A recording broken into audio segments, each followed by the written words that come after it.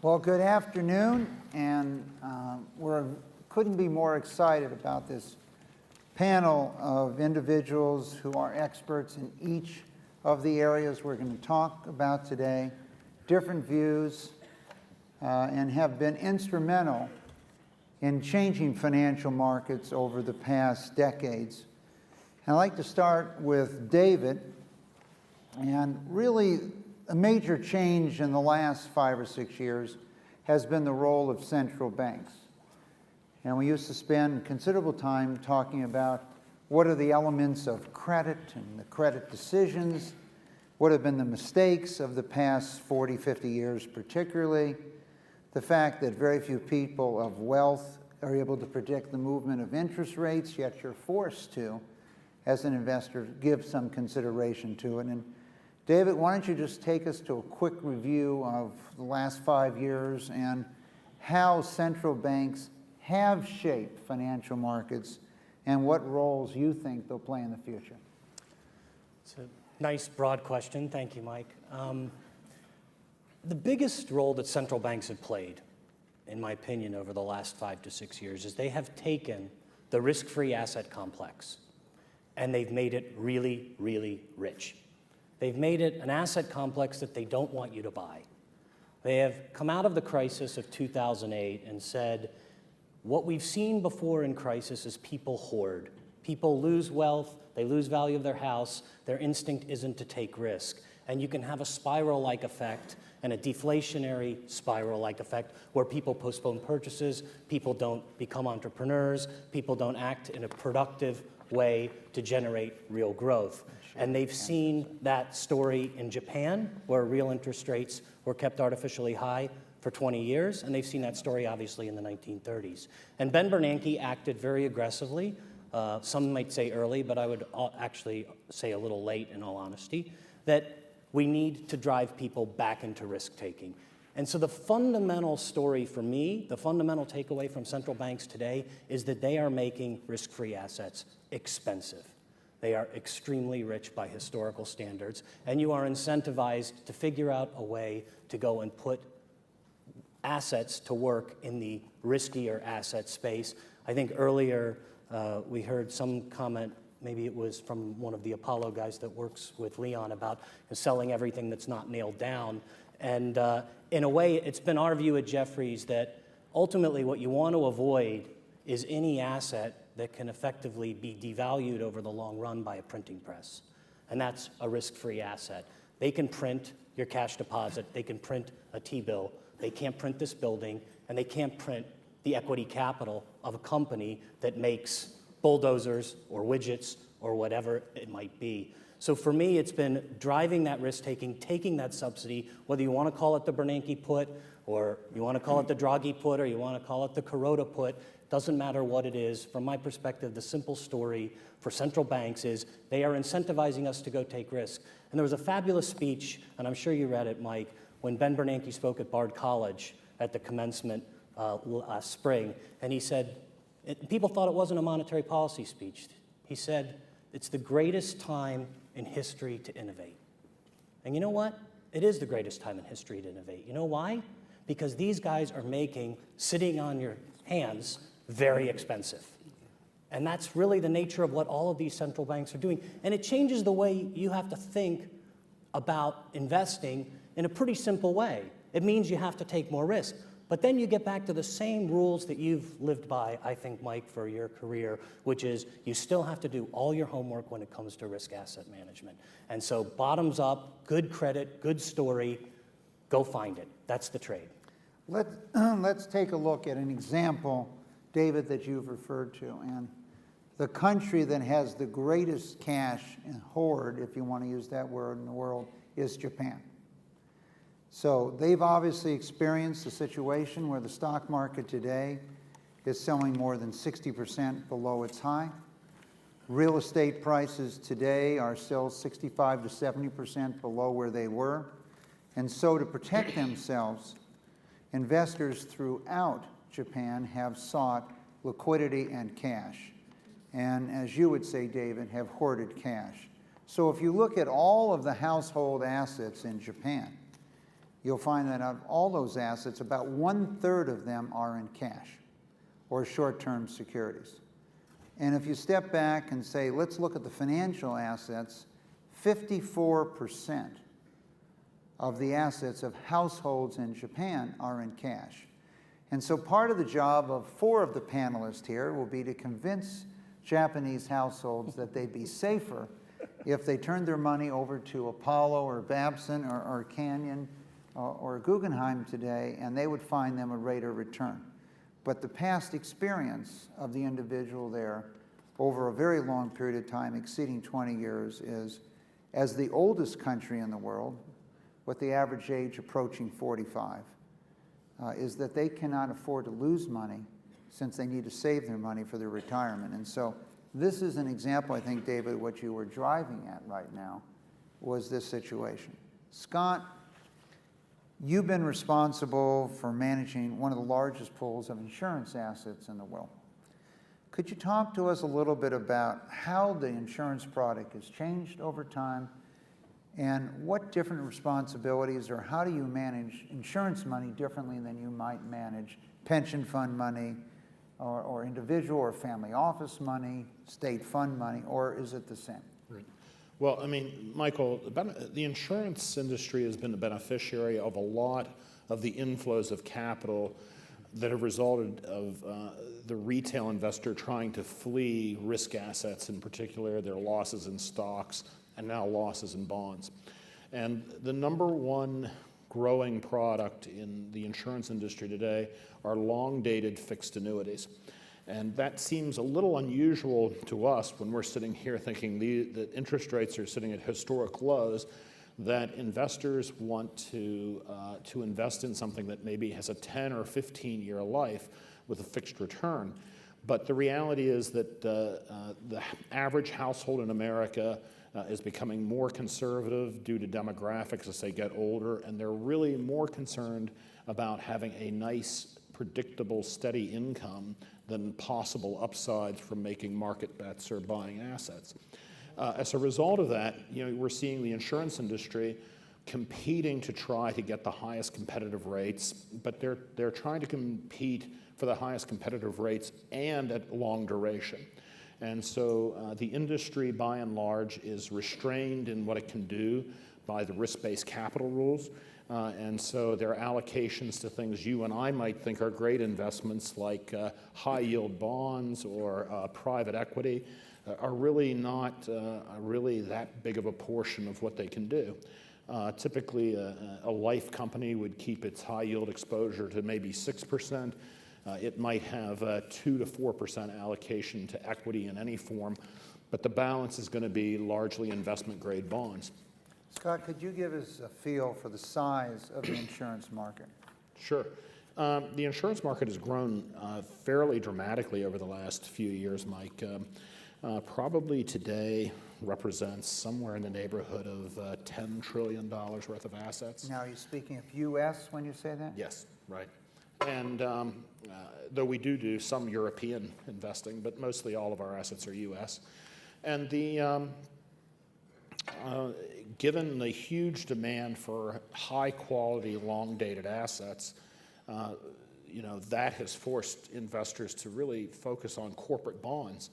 I think they're still getting an adequate risk premium to take on corporate bond risk at these levels, but it is encouraging them to become more creative, which works to our benefit at Guggenheim, and so they're taking more of an interest in infrastructure and into structured credit, whether that be asset securitization of airlines or power plants or franchise finance. But that's where they're able to get some excess return to make themselves more competitive. And so you talked about management of insurance money. How would your other type of pools of capital, how would you invest those? Well, it depends on what their objective is. Pension funds are typically more concerned about longer horizons of return.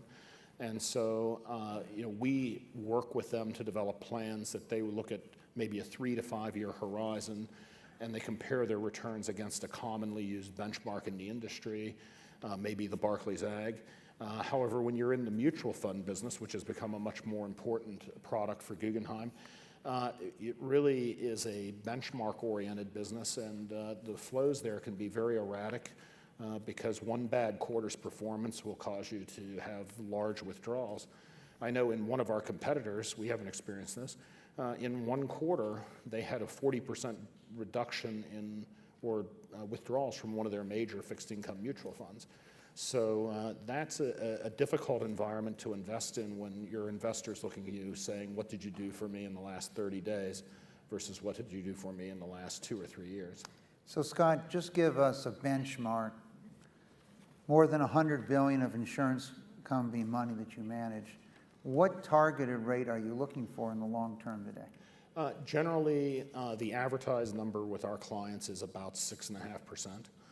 And that's usually done through a combination of a modest amount of high yield, a lot of securitized assets, some securities lending activity, and a mixture of infrastructure and other opportunistic things that come along.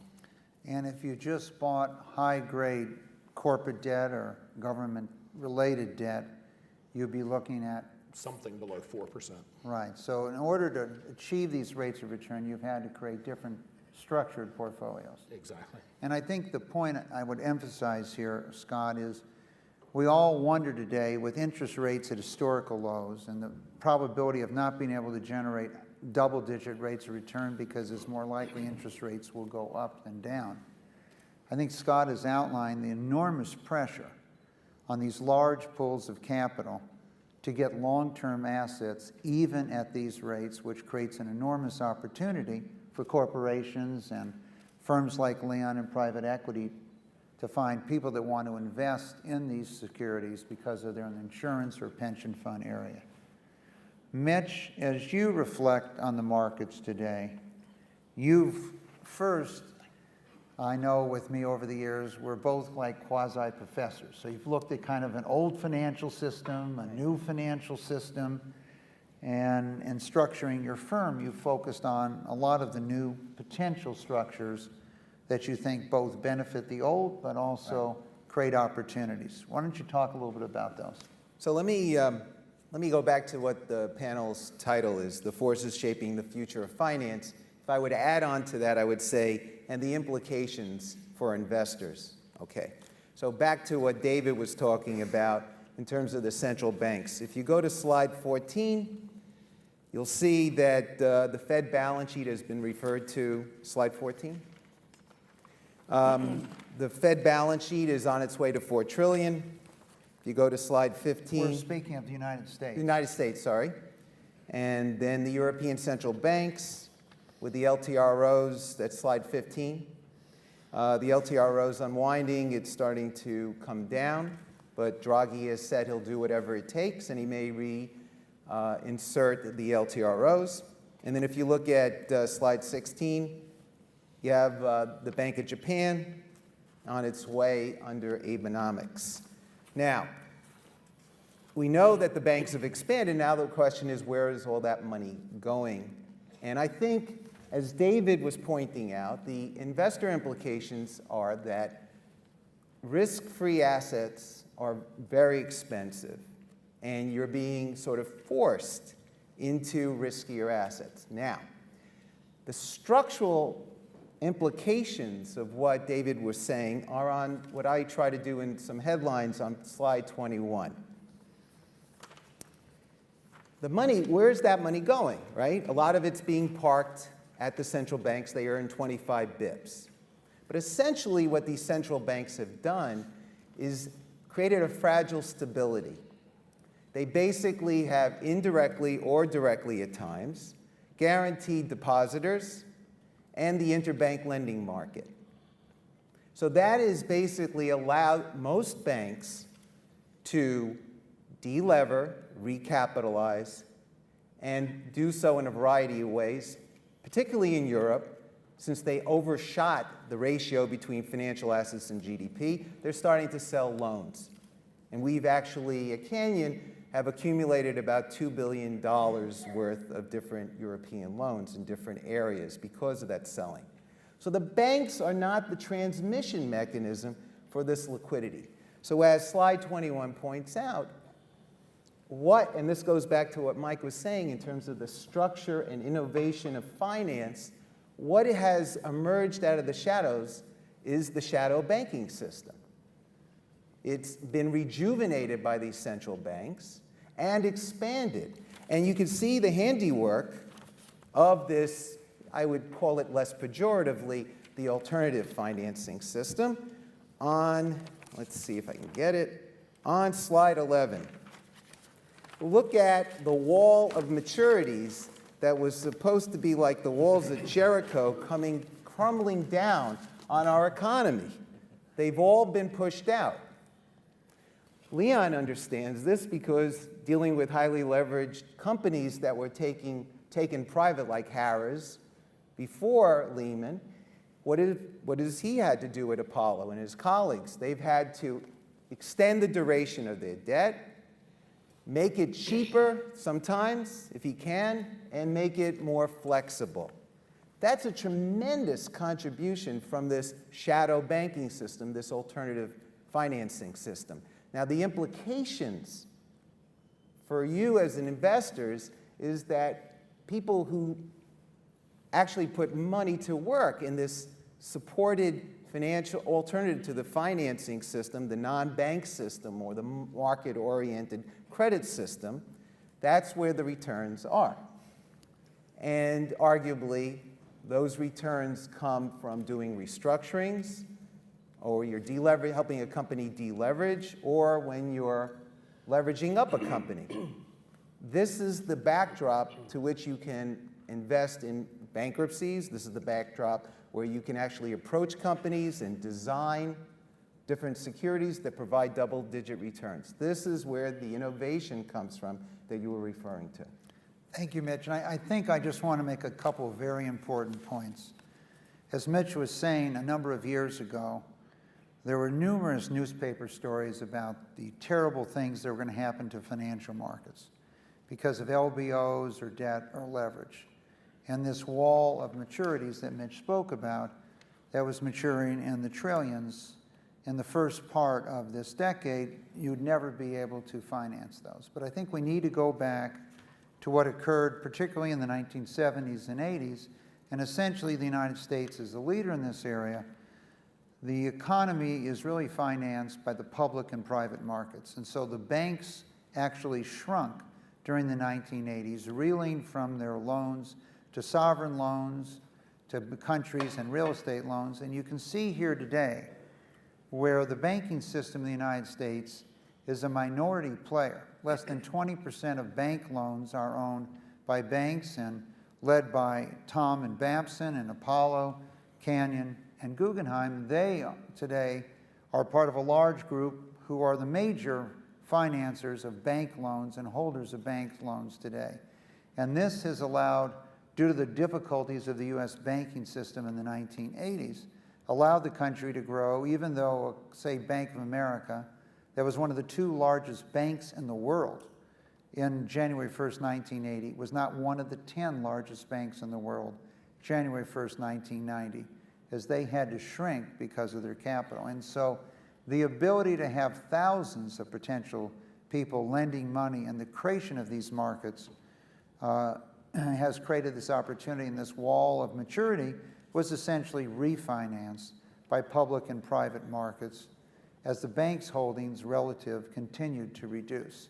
And by the way, Draghi has committed himself, to the extent he can use his power as the head of the central bank, to trying to extend the alternative financing system or the market-based credit system. I mean, because it's quite underdeveloped versus the United States. And obviously for a country, it'd be quite popular because these institutions do not have government guarantees. Tom, you could maybe compare and contrast Europe and the United States, or United States and other markets around the world.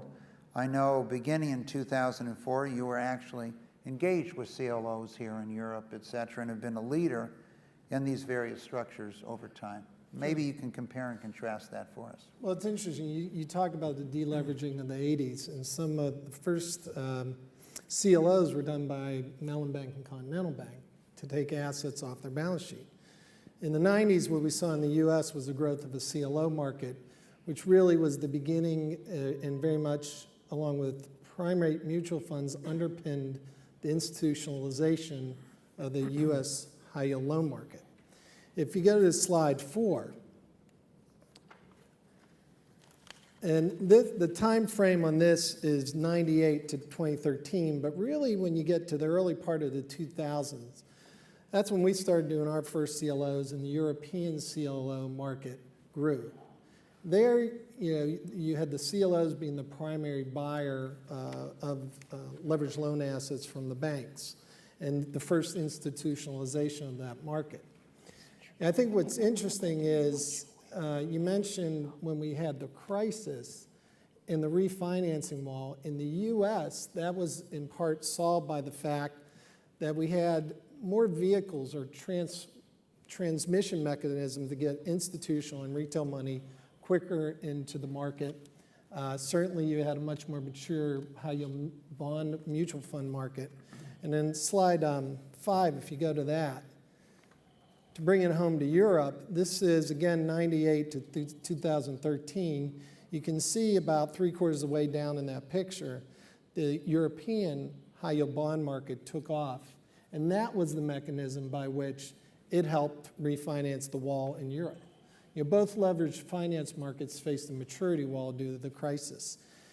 Ultimately, out of whether it's the late 80s or the last financial crisis, what you've done is advance the institutionalization or the transmission mechanisms, whether they're CLOs or other types of structures in these markets. So what will come out of it over time is in Europe, like the US from the 90s, the banks will play a smaller role in the ultimate financing, at least in markets like high-yield credit. Thank you, Tom. And I think we can all understand that the leverage and the size of the banking system in European countries relative to the size of the GDP is substantially larger than the United States today.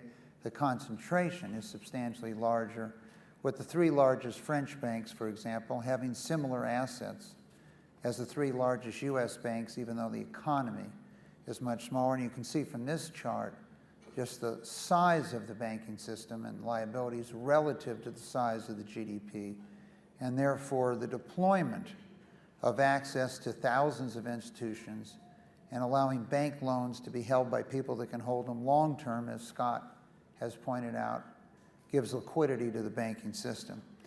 Leon, I think it might be very interesting for the group to just see the evolution of Apollo.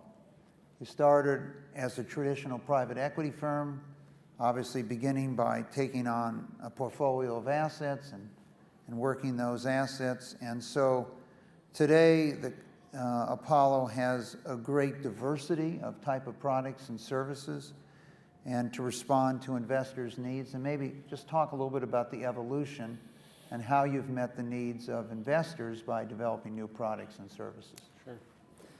First of all, Mike, great pleasure to be up here again with this illustrious panel. Thank you for inviting me. I think it's a credit to you that at the end of the day, last panel, you have a full room here. So thank you all. Just one comment I'd make from what was first said. I was quoted at the last Milken Global Conference about, and it went viral, about how we were selling everything that was not nailed down. What was missed, however, was the second part of that statement, which was, if it was nailed down, we were refinancing it. Fair enough. And that is the critical importance of credit and understanding balance sheets and how important it is to everything we do at Apollo. At Apollo, at our core, we are value investors. We like to buy good companies at low prices. Everybody says that, but what we've tried to do is develop multiple pathways to do it in differing environments. Everybody always asks, so what do you think is going to happen over the next year? And my honest answer always is, I don't know. I don't have a crystal ball, none of us do, but what we have tried to do is collect a toolkit, if you will, that will allow us to stay disciplined as a value investor, whatever is going to come down the pike over that next year. So when we started Apollo 23 years ago, it was on the heels of Drexel's collapse. We got into bed with a large French bank, Credit Lyonnais, and for our first 3 or 4 years, they were basically our sole investor. And you know, we went into 3 asset classes. 1 was PE, 2 was credit, and 3 was real estate. And if you fast forward 23 years later, that's basically what Apollo does today. However, we're much bigger today. Today we have about 120 billion of assets under management. About 40 billion of that's in private equity. About 68 is in a family of different illiquid credit products. Mostly, not all illiquid, but mostly. And the last portion is in real estate. So we've tried to stick to our guns there. But I think what differentiates us as a firm is frankly what we learned with you at Drexel. We are a very credit-oriented private equity firm. We like to invest up and down the balance sheets of good companies, trying to determine where the best risk-reward is. We like to be able to invest up and down cycles in the economy and in particular industries that we spend most of our time in. So I guess I would say our basic tenets of faith that we founded the firm on have been pretty uniform over the last 23 years. You know, when we go through downturns, and there have been 4 of them since we started in 1990, we turn the gear to doing more distressed buyouts. Rather than depending on bank financing, which is what most traditional PE does, bank financing as well as public market debt financing. When you do a distressed buyout, you are not dependent on the credit markets from the point of view of access to capital. We're buying basically good companies with bad balance sheets, and we're doing it through debt. And finding the right part of their capital structure that will give us a real seat at the table in terms of restructuring that company's balance sheet. These are good companies, good products, good managements. They just were over-levered. People paid too much and they put too much debt on them. And therefore, when you do a distressed buyout, you're not leveraging companies, you're deleveraging them. When we did the Lyondell-Bazell transaction a few years ago, they had 25 billion of debt on their capital structure against about 5 billion of EBITDA. And it was a cyclical business, very good business, but very cyclical. And with the severity of the last downturn, that 5 billion of EBITDA went to 1.7 billion of EBITDA, which clearly could not support 25 billion of debt, especially since some of that debt, a lot of it was heavily covenanted and therefore triggering default. So the key there was to be in the right place in the capital structure. And when you talk about evolution, depending on severity of downturns, we've learned you need to be in different parts of the capital structure to restructure these companies. So in milder recessions that we've had in the past, oftentimes the right place to be was in the senior subordinated part of the capital structure. In the last downturn, it was so severe that you, for safety's sake, you really needed to play in the senior part of the capital structure, and that was going to be the fulcrum security that would be able to restructure that company. And basically, in that situation, we took $25 billion of debt, worked with other creditors, worked with a bankruptcy judge, worked with management, and decided this is a company that should have $5 billion of debt, not $25 billion of debt. And a lot of the junior debt went away, and the senior debt got divided between remaining as senior debt and then owning the equity of the new restructured company.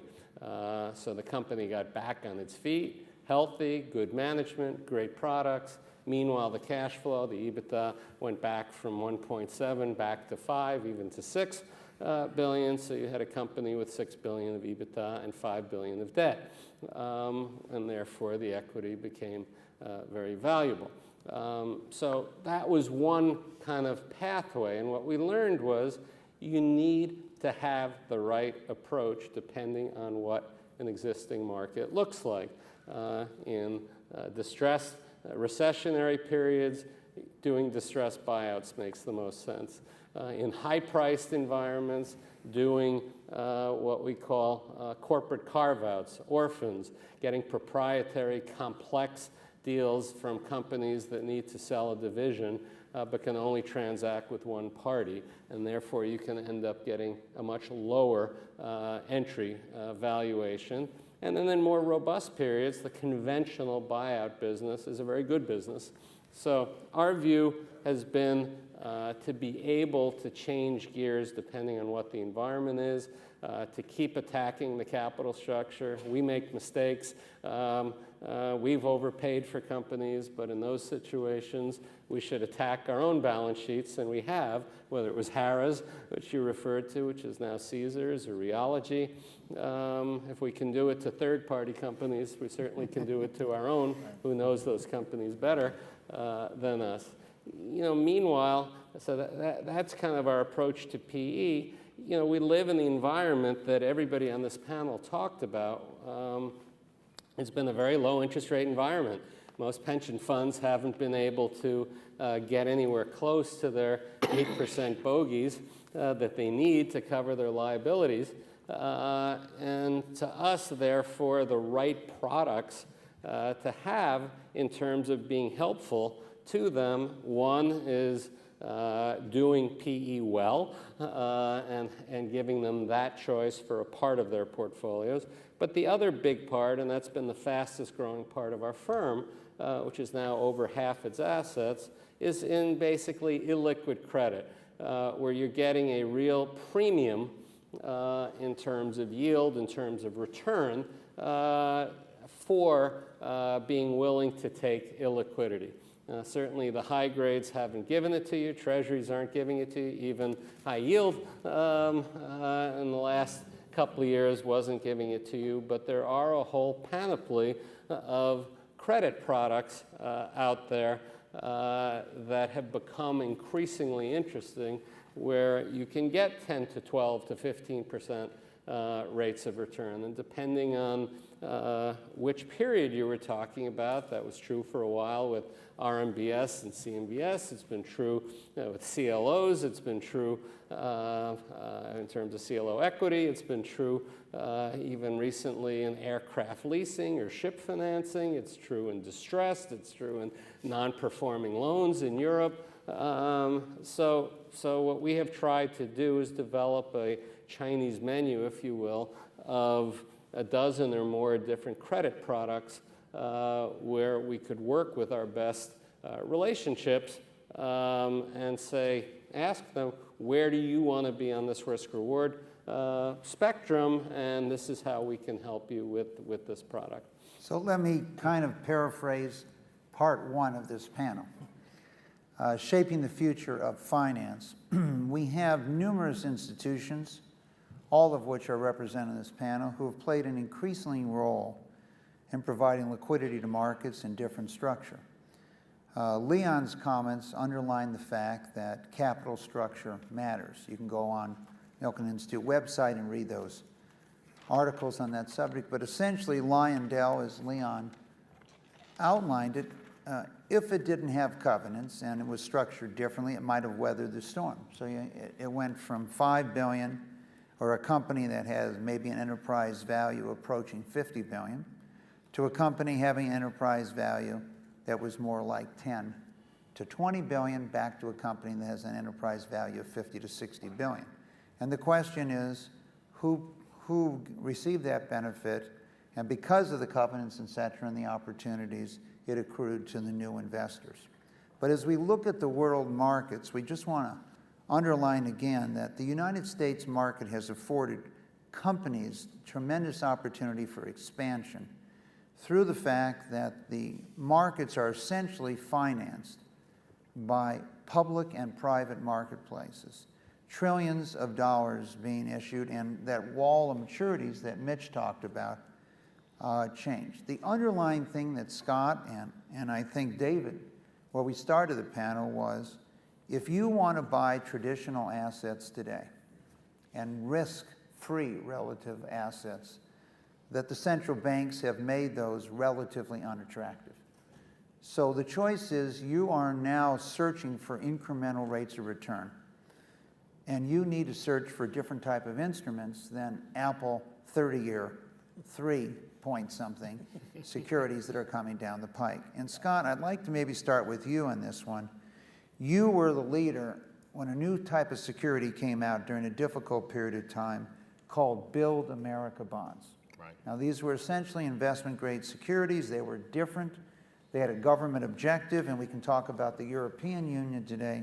But I think they've proved to be very successful, yet you were one of the few institutions that bought them. Could you kind of review that, because it might relate to Europe today and other countries? Sure. During the financial crisis, Mike, back in 2009, the Build America bond program was set up where the U.S. Treasury provided a subsidy to municipal borrowers to issue bonds to finance infrastructure projects. The idea was that the tax-exempt market had dried up and that the amount of capital in that sector was very limited, and so they could expand into the taxable world, and pension funds and insurance companies and sovereign funds, which would historically not buy tax-exempt bonds, could buy these taxable vehicles. The problem was that the program was only 2 years long, and a lot of taxable investors, such as pension funds or insurance companies, didn't have the resources or the staff to analyze municipal credit. And since they saw it as a temporary opportunity, they didn't staff for it. It turned out that the result was a fairly successful program. However, because of the limited investor interest at first, they paid disproportionately higher rates. On top of that, the municipal market, or municipal credit in general, dramatically improved over the next few years. And today, those bonds have been one of the strongest performers in our fixed income portfolios. Scott, I think as people think about Europe, Africa, Asia, and other countries, talk a little bit about what did the government do to enhance these securities? Sure. Well, what they did, Mike, is these were credit-worthy borrowers in their own right, but the government provided a subsidy of 35% to cover the interest on the bonds. So, and in the case of schools, they provided 100% of the interest. So if you were issuing a bond at 7%, or let's say 6%, you would end up only paying 4% for your 30-year debt, and that was better than what could be done in another market. Let me maybe paraphrase, Scott. The government was not guaranteeing the principal. That's right. What the government is effectively guaranteeing 35% of the interest, Right. or 100% of the interest. And so in a long-term security, the present value of the principal is small. The government wanted to encourage capital expenditures, infrastructure, et cetera, in a very difficult period of time.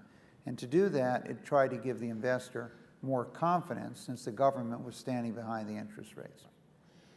And today, Mike, there's an approach in Europe that's being attempted to do what are called project bonds.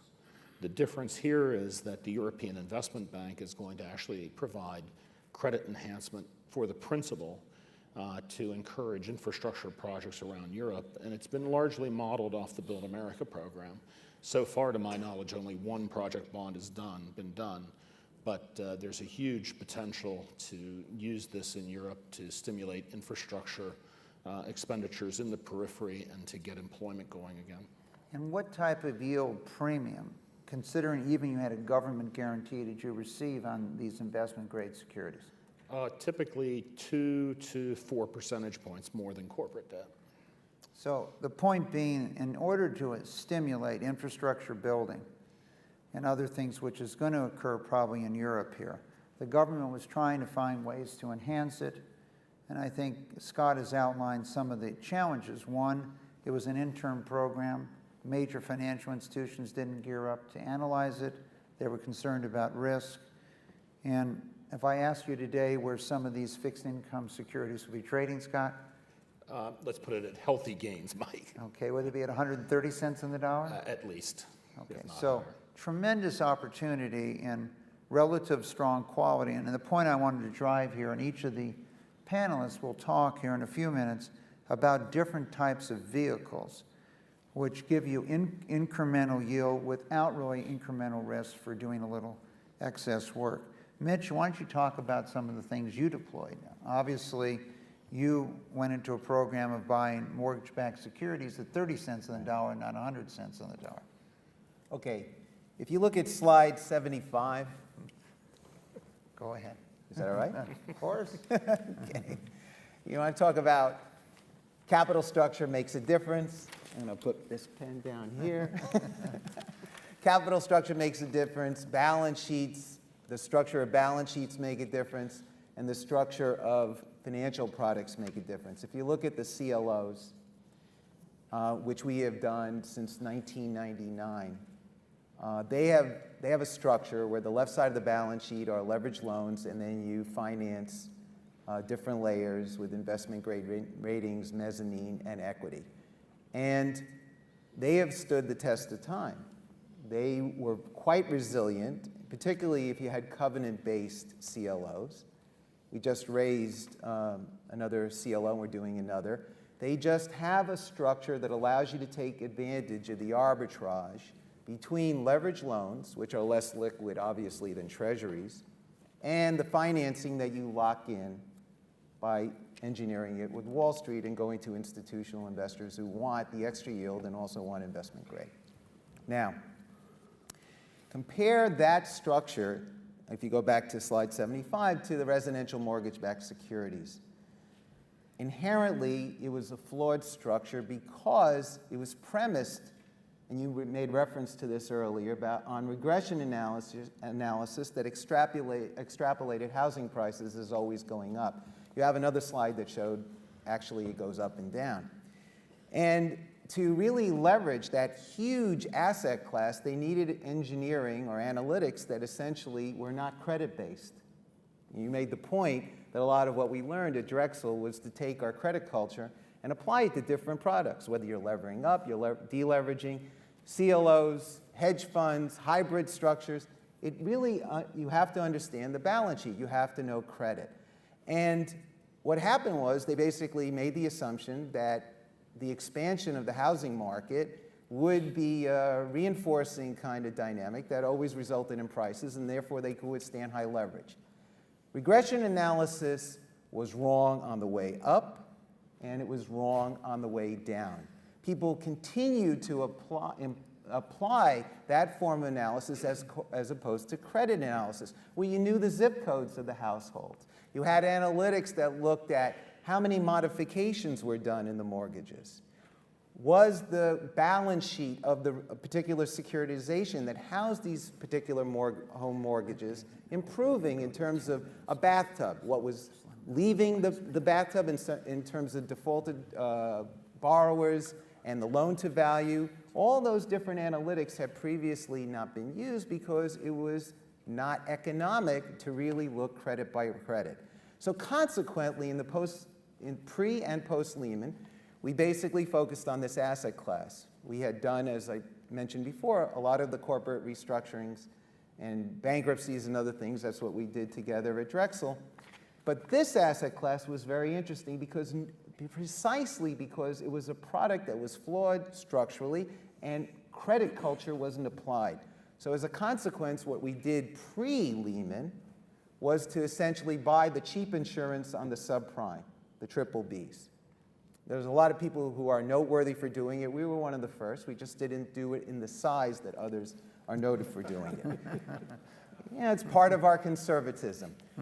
But after we went through that process and made money from that bet, that cheap form of insurance, we then started looking at the other flavors of those structures, inverse IOs, POs, then the non-agencies. And right now we actually had more, but we have 5 billion of those securities in our portfolio. I referred to the 2 billion of the European loans. Those securities have not the market liquidity necessarily that people prize in today's market, but they have what we call endogenous liquidity. They self-generate liquidity. Often you were talking about how the neoclassical thinkers don't always prize market liquidity, but they don't look at the basic form of liquidity we always talked about, which is, does the complex security that you buy generate cash flow from interest, amortization of principal, covenant violations, which give you a chance to get better economics? All those different forms of endogenous liquidity are very, very important. And particularly in residential mortgage-backed securities, they return, particularly when you bought them at 5 cents on the dollar for the inverse IOs, they returned 70 to 80% within 12 months, regardless of what was going on in the capital markets at that worst time. And if you have a portfolio that has staying power plus earnings power to generate wealth for your clients, you have the ability to buy when other people can't buy and take advantage of the opportunities. So therefore, back to that slide, one structure was resilient, the CLOs, one structure was flawed.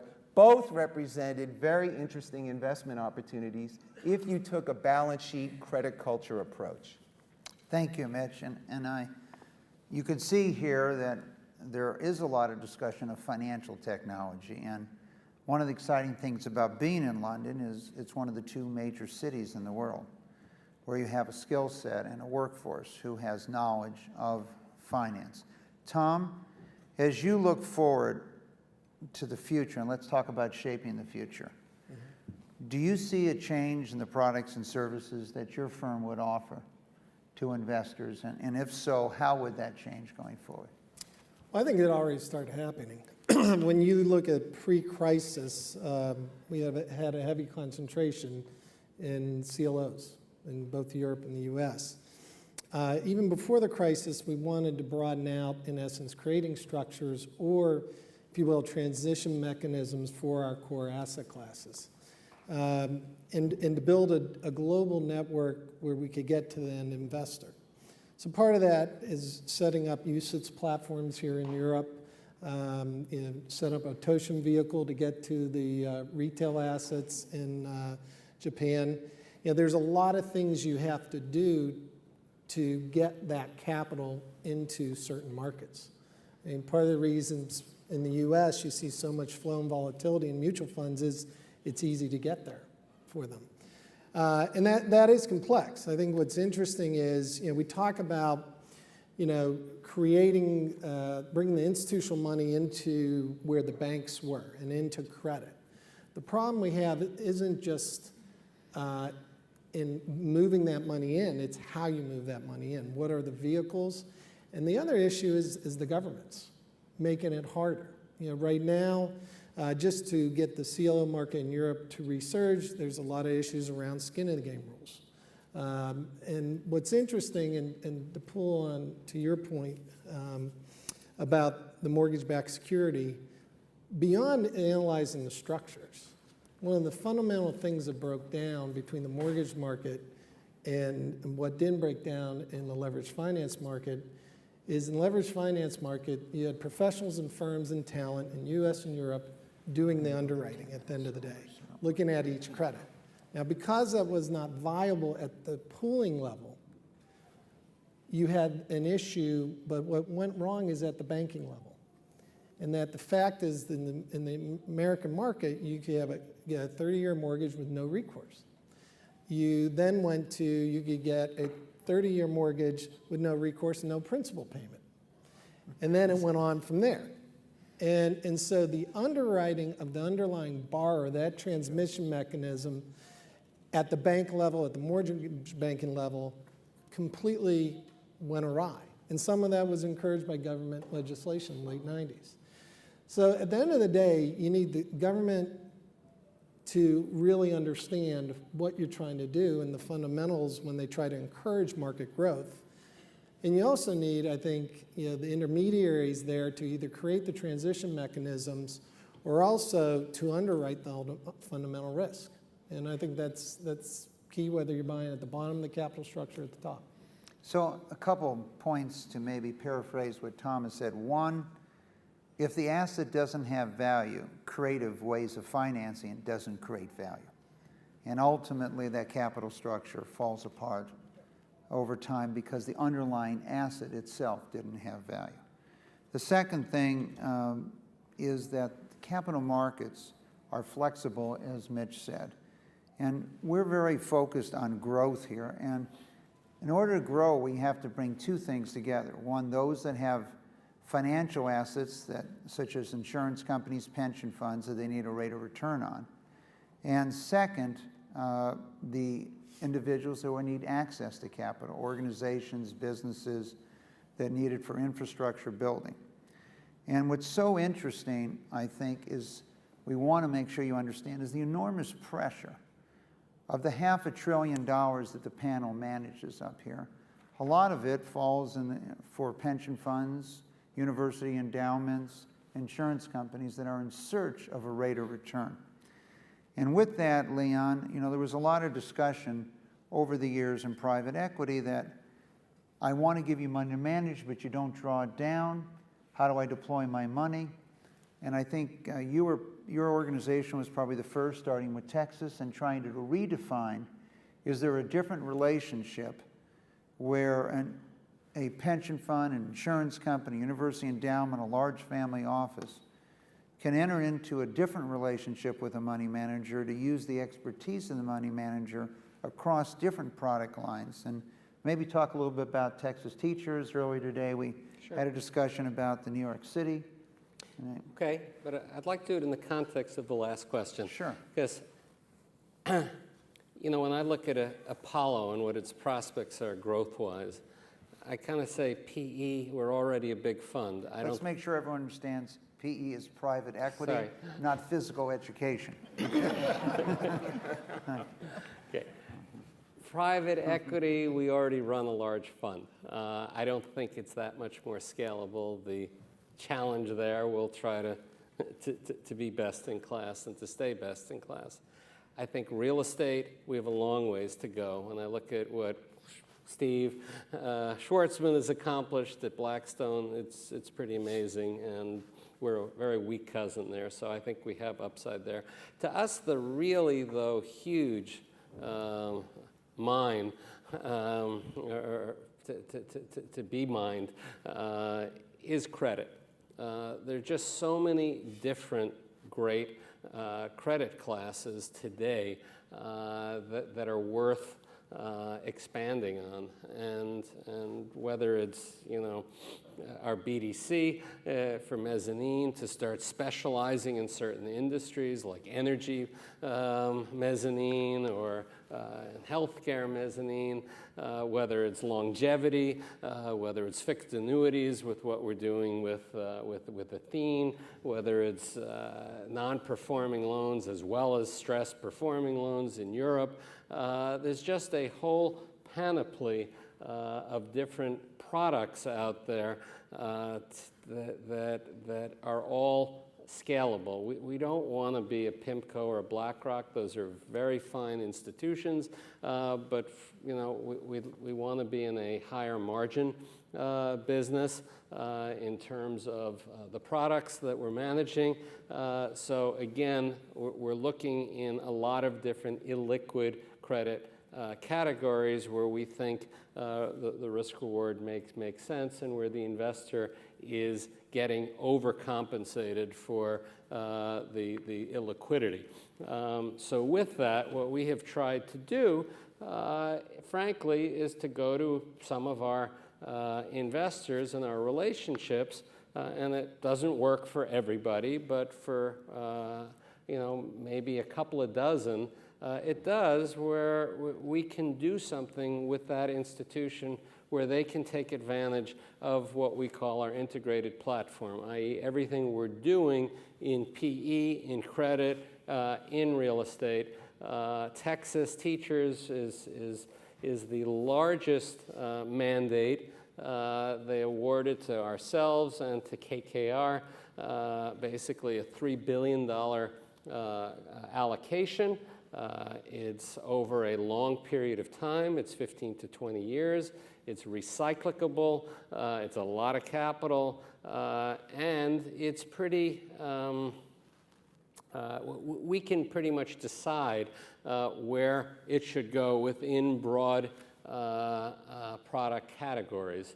And therefore, it's very flexible. And it's money that if the markets shift, rather than going to try to raise a fund and for them to try to get their act together in terms of their own internal processes and bureaucracies where the opportunity may go away because it can take a year to raise a fund, to have this type of flexible capital to use as markets shift, as opportunities come and go, is indispensable. And I think what we've tried to create in some of these special relationships is a win-win type of situation. I just mentioned some of the benefits we see to us from that, but for an institution like Texas Teachers, they're able to get a bunch of really what I call very valuable downside protection, the way it's structured. All the capital that they have provided us, we have agreed to be cross-collateralized, so we can't just take a big incentive fee off of one winning category. It all has to work before we get our incentives, and we've also agreed that on part of our incentive fee, about a third of it or a quarter of it, that we'll agree to actually having to achieve a higher hurdle. So from both points of view, they get really downside protection. We get a whole bunch of benefits, and frankly, we also both get the benefit of dialoguing with each other on a much more regular basis. Now, that's the broadest mandate. There are a bunch of other mandates that are more focused in particular areas. It may just be a credit mandate across a lot of different products. We've even done some just on European credit in terms of the activity, all the activities we're doing here. But for those that want to take advantage of a multiple product base, I think these, what we call special strategic relationships have made a lot of sense. We've done about a dozen of them at this point, and we probably can do another half a dozen or so. Thank you, Leon. I appreciate it. In closing, I want to turn both to David and Scott. We've talked about a number of things today and that we would hope, and one of the areas the Milken Institute, our capital markets, our Center for Capital Markets in Washington, D.C. is very focused on how do we create more assets into, quote, non-bank banks, as Mitch referred to it. How do we de-risk the financial systems and at the same time substantially increase access to capital, not just in the United States, but around the world. So I'd like to turn to you first, if I could, Scott. You're a member of the New York Fed's Investor Advisory Committee on Financial Markets. And so we're going to hold you responsible for all financial markets now and your advice. How, in terms of your participation here, how do you see how the New York Fed or the Fed might change its policies in the future, and how might that interact with other central banks around the world? Well, Mike, I think that the Fed has made it very clear at this stage that it is not concerned about orchestrating with other central banks. The Fed is obviously engaged in a policy that I think it would like to get out of with its open-ended quantitative easing.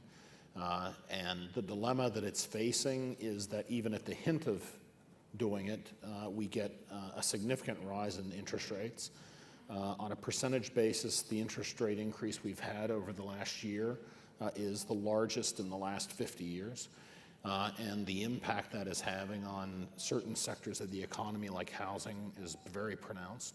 And we can see that the Fed doesn't have the appetite to change policy in a direction which undermines what David was talking about, which is this subsidization of certain investment categories to keep an expansion going. So I could give the Fed some advice. I'm hoping you do, Scott. Well, I would encourage them to start having a little more faith in market forces rather than feeling that they have to keep intervening to artificially direct market pricing, because ultimately, if they don't get us back onto market forces, the distortions are going to become very large and very destabilizing. Thank you, Scott. So, David, you started us off. We're going to give you a chance to finish. You began your career as economist at the Federal Reserve. I did. And what do you see? And you, unlike most of the people on this panel, are responsible for telling investors all over the world your views. Yep. What will the world look like 5 years from now, since that's what you're being paid to do, to tell us today? That's what Scott makes me do when I come in. That's what Mitch makes me do when I come in. Tom as well. And it's a fun living, I must say. It was managing money for a long time, and this is a lot more fun. I get to actually think about it rather than react every day. But I think two things, and this will maybe touch on one subject that we haven't touched on. There are side effects to QE, and we talked about them a little bit in the monetary policy panel earlier. And I worry about two. One is the political will of our central bankers to stop. Mike, you lived through the 1970s. You saw Arthur Burns. He was a good economist. He was a noble man, and he walked into an institution and got run over by a president that wanted political short-term gains for operating monetary policy incorrectly. And there is no reason, in my belief, that could not happen again. And I worry about central banks that have political agendas. And so I encourage everyone to think about higher inflation risks in their portfolio. And I tell Scott, I tell every investor that I go see that they need to always be thinking about assets that cannot be diluted by inflation and what central banks are doing with their balance sheets. The second one is actually a more pernicious one, and it's one we don't talk about very much. And it's actually the inequality that comes from QE. Part of this opening remark that I made about making the risk-free asset very expensive is something Ben Bernanke calls the portfolio balance channel. He says, I'm going to make that asset really expensive and go get everybody to take risk. And you've got four of the best risk takers here that have been given a lot of capital to go out and take risk in good quality companies that will hopefully innovate, create value, technological advance, productivity changes, real returns, real jobs. That's the goal. And you know what? It's actually working. We have a pretty low unemployment rate compared to where we were. We've got stocks at record highs, and we've got reasonable, I would not say high, but reasonable GDP growth. One of the unfortunate things about this policy is that it doesn't operate evenly.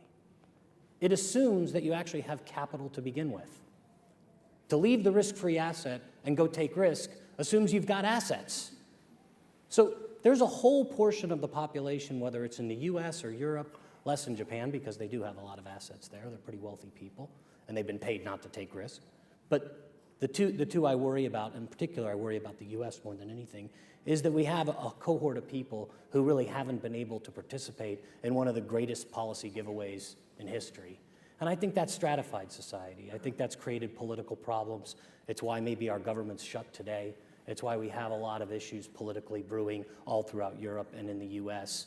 And it's not just a tax on those people who don't have capital. It's also a tax on the older generation who can't necessarily take risk with their capital. If you've got a 5 to 10 year horizon, you're not going to put all your money into the equity market just because there's a negative real return on your bank account, even if it goes to -5 or -10%. So you've really got a very asymmetric distribution of monetary policy. I worry about it a lot. I worry about the political ramifications a lot.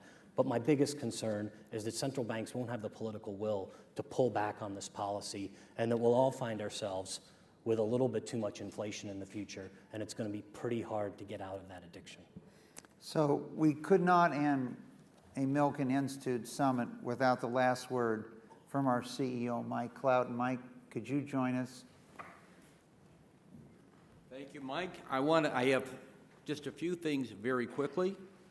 First, a reminder for all of you that we have a reception. You've earned a drink by the end of the day up on the 31st floor, so please join us right after. Second, I hope you've had fun here today. You've learned a lot. You've had new thoughts and ideas, and that you will join us again next year at our 4th London Summit. But also for those of you who can make it, which means both you can travel, or you have joined, and you have either joined the Milken Institute Associates, or you have a good friend at one of our sponsors. We hope you'll join us at the Global Conference in Los Angeles, which will be next April. And finally, I would like to ask each and all of you to thank our sponsors, the great staff at the Milken Institute, our good friends at Adding Value who made this possible, all of our speakers and panelists, and especially this final panel for the great job they've done in making this a memorable day.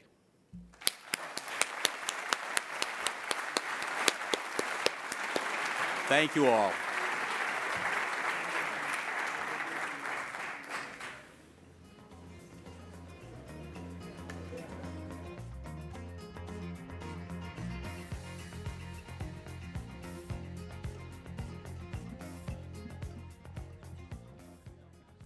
So, ladies and gentlemen, as Mr. Mike Clouden very kindly said, we'd love you to come and join us for a drink up on level 31. And for those of you who can't make it, have a safe journey home, and thank you very much for joining us.